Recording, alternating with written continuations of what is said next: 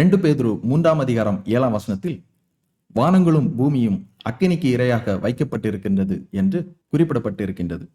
இந்த வசனத்தில் காணப்படும் வானங்களும் பூமியும் என்றால் என்ன?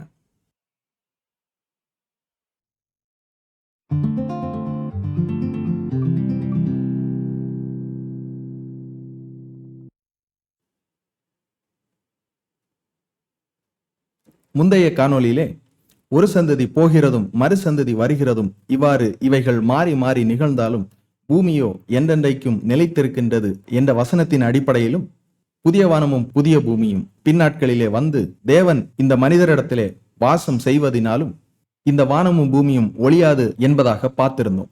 இவ்வாறு புதிய வானங்களும் புதிய பூமியும் வர வேண்டும் என்றால் இப்பொழுது இருக்கிற வானங்களும் பூமியும் அக்கினியினாலே அழிக்கப்பட வேண்டும். அதாவது இந்த வானங்களிலும் பூமியிலும் காணப்படுகின்ற தேவ பக்தி இல்லாதவர்கள் நியாயம் தீர்க்கப்பட்டு அழிக்கப்பட வேண்டும் என்று 2 பேதுரு 3:7 குறிப்பிடுகின்றார். பொதுவாக வானம் என்கிற பொழுது பூமிக்கு மேல் காணப்படுகின்ற விண்வெளியையும் அந்த விண்வெளியிலே காணப்படுகின்ற சூரியன், சந்திரன் மற்றும் நட்சத்திரங்கள் நமக்கு நினைவிற்கு வருவது உண்டு. அதை போன்று பூமி என்கிற பொழுது மலைகள், பள்ளத்தாக்குகள், சமபூமி, அவற்றில் காணப்படுகின்ற மரம், செடி, கொடி, விலங்குகள் மற்றும் மனிதர்கள் நமக்கு நினைவிற்கு வருவது உண்டு. ஆனால் இந்த வானத்தில் தேவ பக்தி இல்லாதவர்களாக யார் காணப்படுகின்றார் என்ற கேள்வி எழுகின்றது. பூமியிலாவது தேவ பக்தி இல்லாத மனிதர்கள் காணப்படுகின்றார்கள் என்று குறிப்பிடலாம். ஆகையினால் 2 பேதுரு 3:7 வானங்களும் பூமியும் என்று எதை குறிப்பிடுகின்றார்? முதலில் நாம் வானங்களை குறித்து பார்க்கலாம். வானங்களை குறித்து கொலோசியர் 1:16 காணப்படாத அதிகாரங்களை குறிப்பிடுகின்றார். அதை குறிக்கும் வண்ணமாக காணப்படாதவைகளுமான சகல வஸ்துக்களும், அதாவது சிங்காசனங்களானாலும் கர்த்தத்துவங்களானாலும் துரைத்தனங்களானாலும் அதிகாரங்களானாலும் என்று குறிப்பிடுகின்றார். சிங்காசனம் என்கிற பொழுது அரசர்களுடைய நாட்களில் அவர்கள் தங்களுடைய அவையிலே வீற்றிருக்கும் நாற்காலியை தான் சிங்காசனங்கள் என்று குறிப்பிடுவார்கள். அந்த சிங்காசனம் என்பது ஒரு அதிகாரத்தை குறிக்கும். அடுத்ததாக கர்த்தத்துவம் என்கிற பொழுது ஒரு பகுதியின் மேல் அதிகாரம் செலுத்துவதை குறிக்கும். துரைத்தனம் என்கிற பொழுது ஒரு துறையின் அதிகாரங்களை குறிக்கும். அதிகாரங்கள் என்கிற பொழுது அதிகாரிகளால் செலுத்தப்படும் அதிகாரத்தை குறிக்கும்.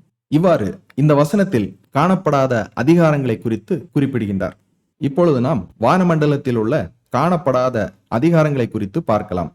அதன்படி தேவன் சர்வலோகத்திற்கும் அதிகாரியாய் காணப்பட்டாலும் தன் மூலமாக சிருஷ்டிக்கப்பட்ட காவல் கேருபாய் இருந்தவன் தன்னுடைய மேட்டுமையினால் தன்னை உயர்த்த நினைக்கின்ற பொழுது தேவனுடைய சமூகத்தை விட்டு தள்ளப்படுகின்றான். தள்ளப்பட்டவன் ஆகாயத்தில் வந்து இந்த உலகத்தின் மேல் அதிகாரம் செலுத்தி கீழ்ப்படியாமையின் பிள்ளைகளிடத்தில் இப்பொழுது கிரியை செய்து வருகின்றான் என்று எபேசியர் 2:2 குறிப்பிடுகின்றார். இது தேவனால் அனுமதிக்கப்பட்ட ஒன்று.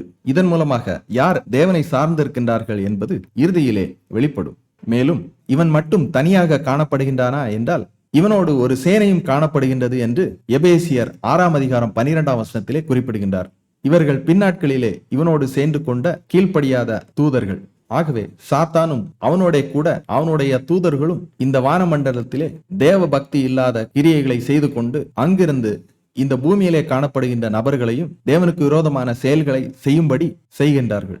ஆகவே இவர்களை நான் நியாயம் தீர்ப்பேன் என்று ஏசாயா 24:21 அக்காலத்திலே கர்த்தர் உன்னதமான சேனையை உன்னதத்தில் விசாரிப்பார் என்று குறிப்பிடுகின்றார். ஆகையினால் வானங்கள் என்று கண்ணுக்கு தெரியாத ஆட்சியாளர்கள் மற்றும் அவர்களால் கீழ்ப்படியாமையின் பிள்ளைகளிடத்தில் இப்பொழுது அவர்கள் செய்து வருகின்ற தேவ பக்தி இல்லாத ஆட்சியினை குறிக்கும்.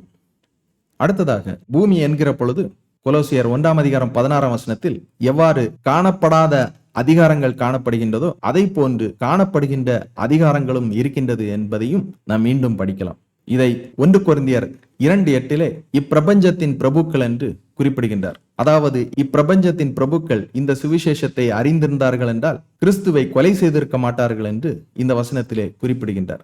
மேலும் இவர்களை குறித்து வெளிப்படுத்தல் 19:19 பூமியின் ராஜாக்களும் அவர்களுடைய சேனைகளும் குதிரையின் மேல் ஏறி இருந்த கிறிஸ்துவையும் அவரை சார்ந்தவர்களோடும் யுத்தம் பண்ணுவதற்கு பின்னாட்களிலே கூடி வருவார்கள் என்று குறிப்பிடுகின்றார்.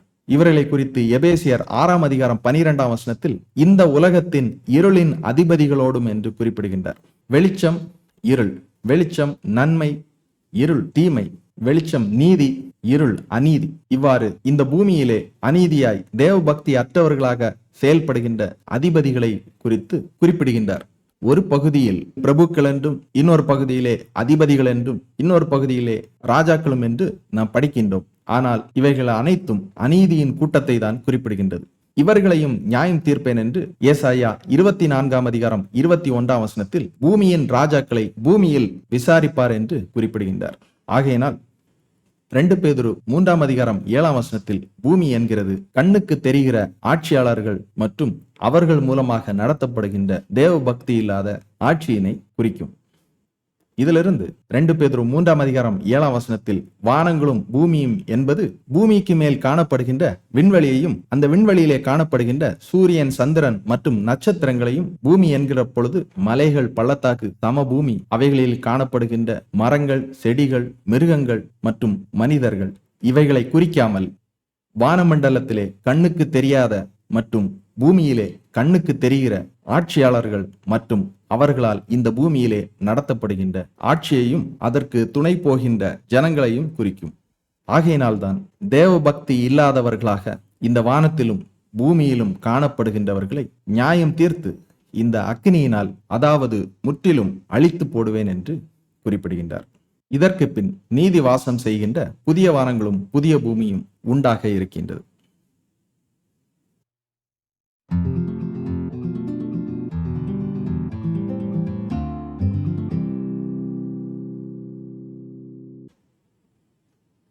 ரெண்டு பேதுரு 3ஆம் அதிகாரம் 6ஆம் வசனம் மற்றும் 7ஆம் வசனத்தில் அப்பொழுது இருந்த உலகம் ஜல பிரளயத்தினாலே அழிக்கப்பட்டது என்றும், இப்பொழுது இருக்கிற வானங்களும் பூமியும் அக்கினிக்கு இரையாக வைக்கப்பட்டு தேவ பக்தி இல்லாதவர்கள் நியாயம் தீர்க்கப்பட்டு அழிந்து போகும் நாள் வரைக்கும் காக்கப்பட்டு இருக்கின்றது என்று குறிப்பிடுகின்றார். இந்த வசன பகுதியில் குறிப்பிடப்பட்ட வண்ணமாக தண்ணீரால் ஏன் அழித்தார், பின் நாட்களில் நெருப்பால் ஏன் அழிக்க வேண்டும், இவைகளுக்கான பதிலை அடுத்த காணொலியிலே நாம் பார்க்கலாம்.